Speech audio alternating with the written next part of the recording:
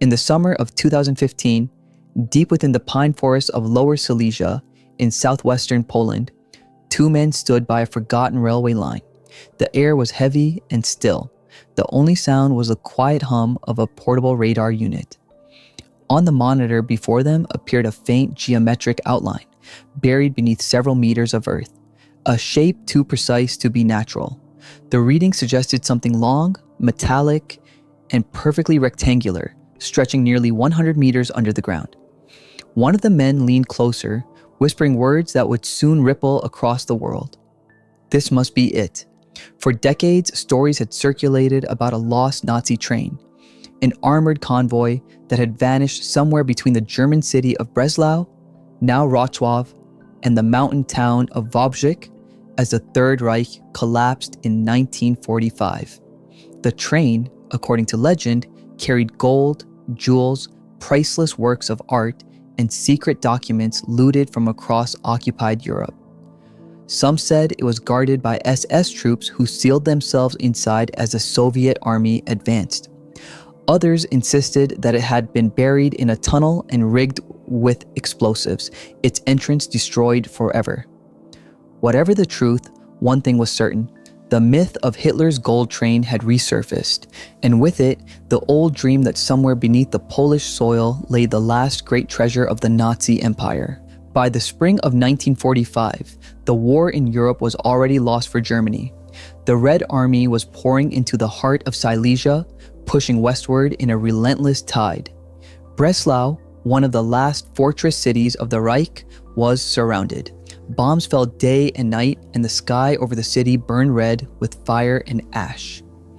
But while soldiers fought in the streets, others were busy with quieter, stranger work. Trains were being loaded, not with troops or weapons, but with wealth.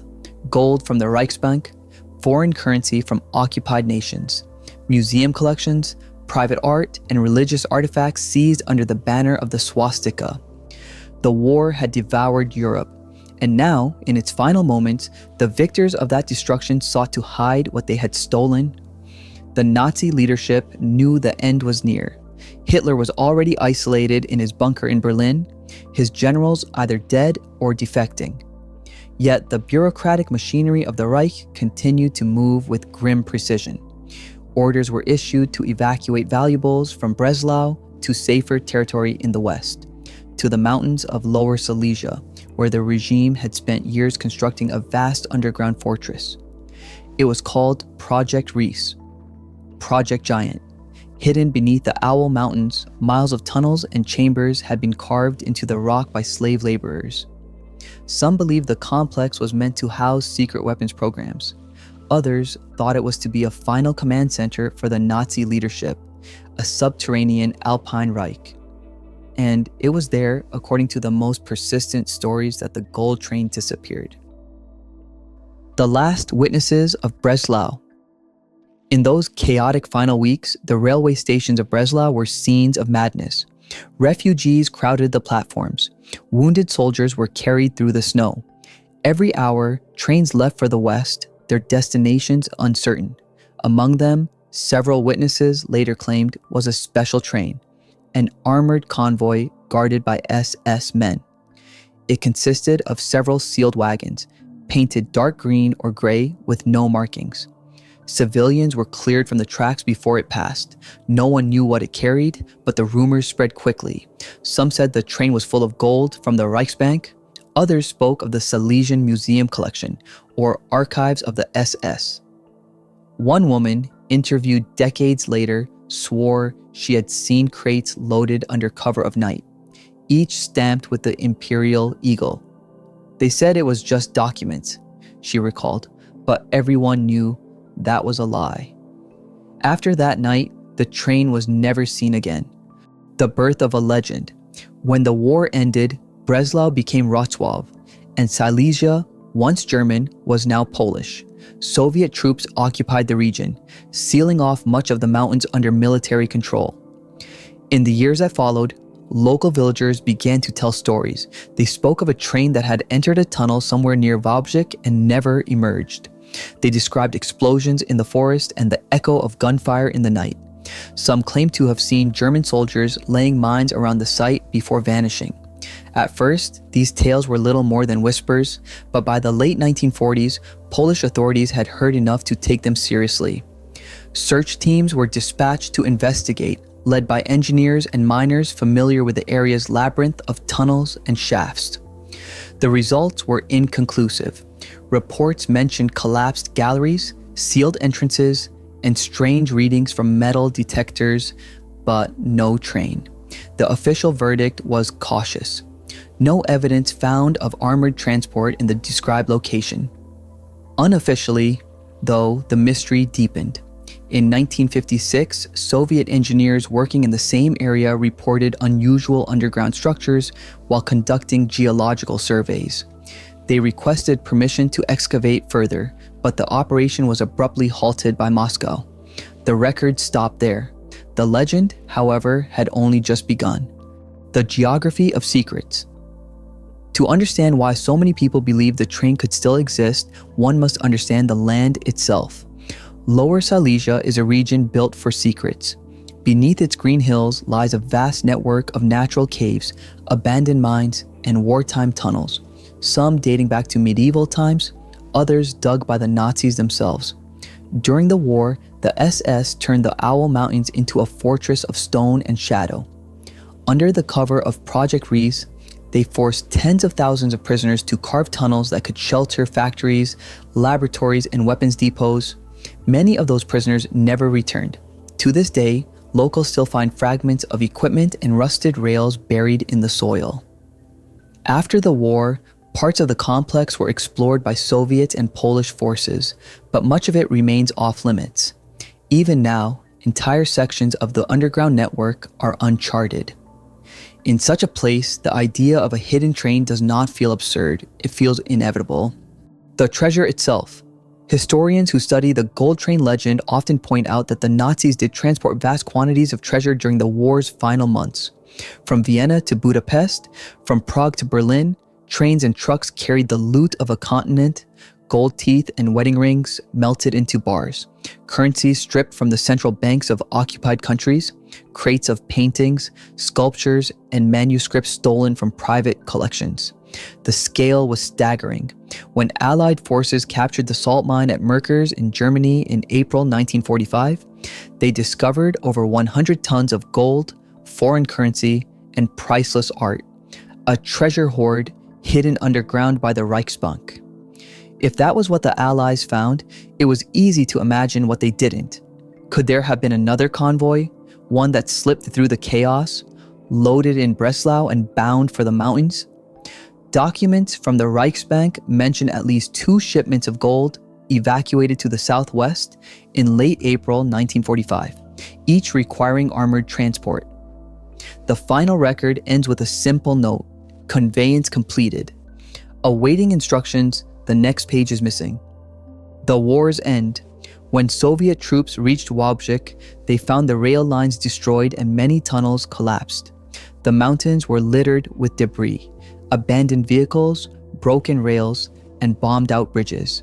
But there were no trains, no treasure, and no signs of the SS convoys that had supposedly passed through just days before. For the Soviets, the region's priority was strategic, not archaeological. They were more interested in the Riese complex and whatever wartime technology it might contain. Several underground facilities were sealed and declared restricted military zones. Files relating to these operations were sent to Moscow and classified. For years, even the Polish government had little access to them. By the time the Iron Curtain fell, the gold train had already become a myth whispered by miners, explored by hobbyists, and occasionally investigated by soldiers. Yet it persisted, because it was too strange, too cinematic, too perfectly aligned with the human hunger for hidden fortune and buried truth. The long sleep. For 70 years, the story drifted between memory and rumor. Old men claimed to know the entrance's location. Hunters told of hollow echoes when they stamped their boots on the ground. Farmers unearthed strange scraps of metal in their fields. Every few years, a new expedition would appear, armed with metal detectors, ground scanners, and ambition. They would dig, find nothing, and leave, but each failure seemed only to strengthen the legend. In the age of the internet, the myth found new life. Forums filled with maps, coordinates, and satellite images. Amateur historians traded wartime photographs and argued over grainy scans of railway blueprints. Everyone wanted to be the one who finally solved the mystery. Then, in 2015, the radar reading appeared, and for a brief moment, it seemed the story would at last have an ending. The return of the gold train. When Piotr Koper and Andreas Richter went public with their discovery, the world erupted. Headlines screamed of Hitler's lost train found in Poland. News channels replayed the same radar image, the glowing rectangle beneath the forest.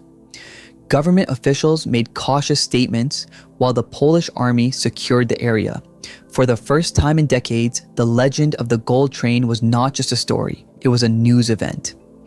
And yet, as the excavation began, the earth yielded only silence. Part 2. The Hunt and the Echo. The first drills cut into the Silesian earth in early September 2015. Reporters waited behind the cordon, their cameras aimed at a stretch of forest that had become, overnight, one of the most watched patches of soil in Europe. Excavators clawed at the ground while soldiers in camouflage checked radiation levels and marked the perimeter with yellow tape. Every sound, the rumble of machinery, the scrape of metal seemed to carry the promise of revelation. For a week, the forest pulsed with anticipation. The two discoverers, Piotr Koper and Andreas Richter, gave interviews with cautious confidence, insisting that their radar images revealed not merely voids or stones, but the shape of an entire train. 10 cars, perhaps 12, each roughly 10 meters long.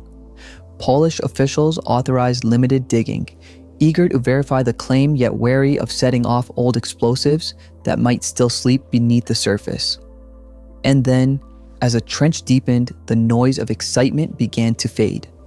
The radar readings that had seemed so persuasive dissolved into ambiguous patterns. Pockets of clay, seams of denser rock, echoes of groundwater. When the diggers reached the level where steel should have gleamed, there was only damp sand and silence. The journalists drifted away. The world's cameras turned elsewhere. Still, even in disappointment, something lingered. The investigators had not found a train, but they had revived a legend, and legends are harder to bury than metal. The paper trail. In the aftermath of the failed excavation, historians and archivists across Europe returned to the documents that had long fed the gold train myth. Within the brittle folders of the German Federal Archives in Koblenz lies a cluster of wartime memoranda dated April 1945. Each bears the stamp of the Reichsbank's evacuation bureau in Breslau. One memorandum lists valuables of the highest priority, precious metals, foreign currency, and selected cultural items, to be dispatched under armed guard to Silesian secure storage. Another, written in the hurried hand of a mid-level officer, confirms that Transport 23/45 departed Breslau.